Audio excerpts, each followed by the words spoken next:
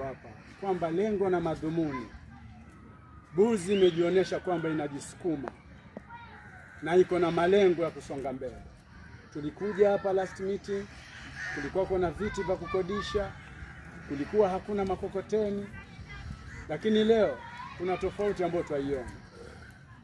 Kuna viti ambavyo havitolewi pesa, ni viti vya Bulls wenyewe, na kuna makokoteni ambayo pia yamenunuliwa yanaingiza shilingi 2.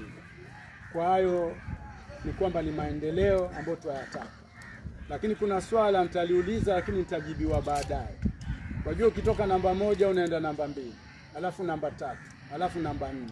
Lakini makokoteni yetu naona kuna namba 1, alafu kuna namba ngapi? Namba 2, alafu kuna namba 4. Kumaanisha kuna namba 3 ina miss hapa. Tuko pamoja? Lakini jibu lake nitajibiwa baadaye, alafu tutajua the way forward. Sawa sawa? La pili, mimi nasema hivi. Naingia tu pale kwenye ile mada ambayo imetuleta hapa. Mada ambayo imetuleta hapa ni kwamba tunataka tupange kitu kikubwa cha kutia pesa hapa Bulls. Na kile kitu kikubwa ambacho tunataka tukipange kitie pesa hapa Bulls ni kwamba Bulls kwa heshima na taadhima wamesema wataki kufanya hili jambo kama wao.